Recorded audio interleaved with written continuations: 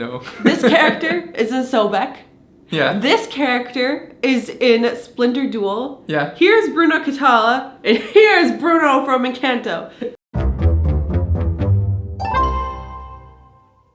Hey everybody, what is up? My name is Mackenzie. And I'm Jonathan. We are husband and wife, and we'd like to welcome you to TerreDice. And today we're taking a look at the new game, Sobek, 2 players, and the expansion Treasures of the Pharaoh by Pandasaurus. Now, in this game, we are going to be wheeling and dealing in the Egyptian market, and this is by 2 well-known 2-player designers. We have Bruno Catala, who's known for some Wonders Duel. We have Sebastian, who's known for Jaipur, which I love that one. Also, similar trading game, so you can put those together, and you have Sobek. All right, so if that sounds like something you might want to play, then just keep watching. So what is going on in this game? Let's start with the base game. Yes, so in Sobek, 2 players, basically you're going to be taking goods from the market, collecting them 1 turn at a time, and then you're going to be selling 3 or more goods to earn your points. So there's a couple different types of goods. There's, you know, the fish, the ivory, the cows. I like the cows. The cows are my favorite. But basically your scoring at the end of the game is going to be kind of that king domino scoring. It's going to be the number of tiles times the number of scarabs at the bottom of those crates. So you have like different values. Some of them are really valuable and have a ton of it in the crate. Some of them are kind of like dead fish and like looking all scaly and gross. Yeah. But yeah, so basically to take goods from the market, you're going to move this Ankh token along the line that it's facing, and you're going to pick up a good. And then that good is going to have little markers in the corners that say which way the Ankh token faces next. And that is the line on which the next player must take goods. So you can take the one immediately in front of it, or you can skip over and hop over a couple goods. But any goods that you hop over are going to get added to this corruption pile because you're kind of like a corrupt wheeler and dealer, and you're not making very good. We're not super honest. You'll most likely end up with corruption at the end. Yeah. These are stolen goods, definitely. So I mean, that's kind of, you know, the main way. And then the other thing you could do on your turn is you can play a tile for its ability. So there are some face down character tiles that will give you additional abilities that let you kind of do things to interact with your opponent, make them discard down to 6 tiles, which is the most painful thing in the world. You got me so good with that. When it's not happening to me. And then other things that just kind of get you bonuses, let you look through, you know, your discards and add things. There's also an incentive to be one of the first players to sell sets of goods because you'll get these pirogue tokens, which are these little boats kind of lined up to shore, which give you different bonuses as well throughout the game. Yeah. And that's and then there's also wilds that you can pick up, which can count for anything. Yes, the Sobek statues. Yeah. Correct me if I'm wrong, but you keep drawing tiles from the market, and then once someone points in a direction where you can no longer pick up a tile, then you refill it. That's correct. Are you doing that once, twice? So you do it until the draw pile is out. Okay. So once the Ankh token is facing in a direction that there are no goods to take, you refill in a spiral and you start the Ankh in the middle again. And then that will go till you run out of tiles and the game is over. Okay. Now your strategy might be, you know, sell a lot of different types of goods. Also, every future time that you sell 3 or more goods to a set that you've already sold goods, you just get to add it to that stack. A big one. So you get all those scarabs times all those goods, and that's a great way to get points. I feel like that's different. Not a lot of games where you can add on to things you've already put down. Yeah, I do like that a lot. So before we give our thoughts on the base game, I want to go ahead and just give an overview of what this expansion, Treasures of Pharaoh, is adding to it. Okay, so the Treasures of the Pharaoh expansion adds a couple new characters. It adds a couple new of those pirogue boat bonuses that I talked about. It also adds these royal vizier tiles. More corruption. Yes, more corruption. I picture this as like, you know, Jafar running around the marketplace. It also helps that like the coloring for those tiles are red and black. With the snake and everything. Yeah, it's very telling. But so before you were able to get corruption by kind of like cheating the market to get exactly what you wanted. And at the end of the game, the player with the least amount of corruption is going to be rewarded in these Debin tokens. Now, the royal vizier tiles are basically these face-down tiles that when you take them, you're going to take on some amount of corruption from like 1 to 6 from this pile of corruption tiles. But when you do, you flip it over and it has 2 different types of goods and 2 scarab tokens on it. So these are like really, really valuable goods. And when you play those in your set, you're going to get tons and tons of points. Now, it will show 2 different items, but it doesn't count for both those items. You have to choose. So you have to commit once you place it. It's only going to count toward that item that you pair it with. Yes, yeah. They also added one of the new characters lets you copy an ability of one of the characters that's already been played, which adds some really nice interactiveness. And also another one lets you remove those royal corruption that you get throughout the game as well.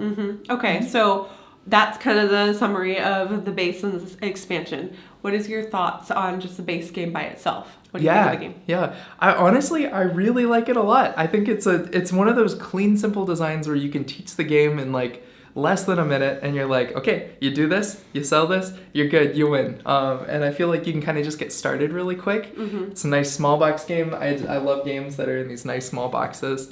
It's also got a great playtime. It takes like 25 minutes or so. And it's just that really fun kind of set collection that I enjoy a lot. Yeah. I also really like the use of the, every time I forget what it's called. The Ankh token. Jeez. The Ankh token, how you get to turn it in like the direction that it's going to go, because you can kind of use it to your own ability, like seeing what you want, and you see, okay, he really wants that, so I'm going to turn it in the direction that he gets what he needs, but I also get what I need. So it's really interesting. Or you just turn him toward the dead fish, which I do a lot. I'm like, no, you can just have these XI dead fish instead.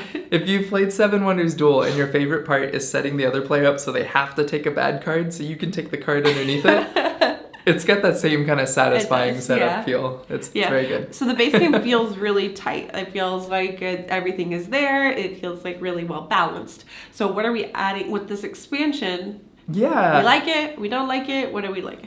So that's the thing. We talked about this a lot, and I think, it's a small expansion, but what it adds small box. is yes. It's actually not even in here anymore. It's in the base box. But what it adds to the game, it adds some more randomness. So you have a lot more risk, kind of a lottery feeling of, am I going to get a good thing when I flip this over? Am I going to get a bad thing as corruption? But it also kind of added this element of like, I feel like my hand is hot. Like if I'm holding these nice tiles, I'm really worried you're going to take them from me. So I feel like I have to sell them fast. So it feels like it's I got to turn this good quick before some thieves catch on to what I'm doing. Yes. It also is hidden information, so you don't know what that person is going to do with it. Because I might see Jonathan picking up a lot of fish. I'm like, oh, he's going for the fish. But like when you pick up those royal viziers, you don't know what they are getting on the other side, but you don't know either, so it's also a gamble for the person picking this. Yeah, for sure. So it changes the strategy a lot. But it kind of gives me more flexibility. It does change the strategy, because I might be going for one thing, but when I see, I get a lot more points if I go for this other good, then I might choose that, which is interesting. But we had talked about, to me, I think it is great with the base game. I think it is a wonderful expansion. But I wonder if it should have been an expansion or just included in the base game module, already as an added on module. I just don't think you get a whole lot. Now we talked about the price point it's only $12 or 11 something to add on the expansion. But that's kind of my thought. You had a different thought though. Yeah, I agree with you that it feels more module-ish. It feels like something that it's like, oh yeah, I would add this on. And personally, I would probably add it into every game because I like the excitement it brings of the, you never know what's underneath those tiles. And I like having some face down stuff. But I think the one concern that I have is that if this was, your first time opening the game and you're an advanced player, you're going to go straight for adding all the modules and you're like, yeah, I'll add this tile and that sounds like fun. And it totally changes the game. It's going to add more randomness. It's going to add more player interaction, more frustration in some cases, and just more risk reward. Like, oh man, I'm so excited that I got that under there. But I feel like I feel like it's the kind of thing that I want them to not play with the first time they play it and to add it on later, which is why it feels sort of like expansion-y. Yeah. It also comes from a business standpoint when you make it the reality of if you make an expansion that's a separate box and you like Sobek, but you haven't played it in a while, then maybe you'll pick up the expansion and then all of a sudden you're playing the base game again as well. I see that too. And I think the base game's comes around with $27. That's very, very, very reasonable for the base game. Expansion, I feel like I would have liked the whole package for $35 or less, but I think it's still very good. And one thing I also like is that it's open hand, like not open hand. You can hold as many as you want. So I think that is an interesting strategy that you can hold as many tiles as you want, which is usually there's a hand limit in these kind of games. But yeah, it's an interesting strategy because anything you don't place by the end of the game, you lose. Yeah. As corruption. Unless you were able to sell. Unless you had the pairs. Yeah, like the sets ready to go. But you don't get any points for this. Anyway, I guess that made me feel, it feels kind of like in Splendor when like you get a ton of free gems and then you just like sell the last like 5 turns. Yeah, but then if you don't sell them all by the time someone reaches. You can make a race. Yeah. Oh, speaking of Splendor. Oh, we are going to talk about this. Okay, speaking of Splendor, because this is Wonders Duel is also by Bruno Catala. He paired up with the original designer to Splendor. There is a character on both of these boxes that I swear, like, some like Bruno or someone at both. Okay. So, tell me. They were not trying to do an Easter egg of Bruno from Encanto. We don't talk about Bruno. This character is in Sobek. Yeah. This character is in Wonders Duel. Yeah. Here's Bruno Catala, and here's Bruno from Encanto.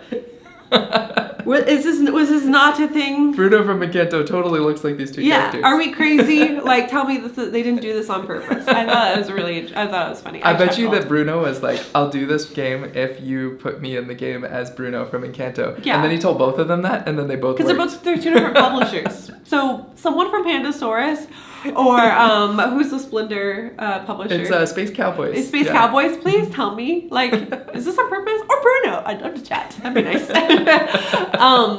But anyway, those are our thoughts on Sobek and the new expansion, Treasures of the Pharaoh. Honestly, I'm pleasantly surprised with it. I really like this game. Yes, I did like this game, and I think it is going to be in our list for Best Board Games for Couples Part 4, which we are working on right now, so I'm excited about that as well.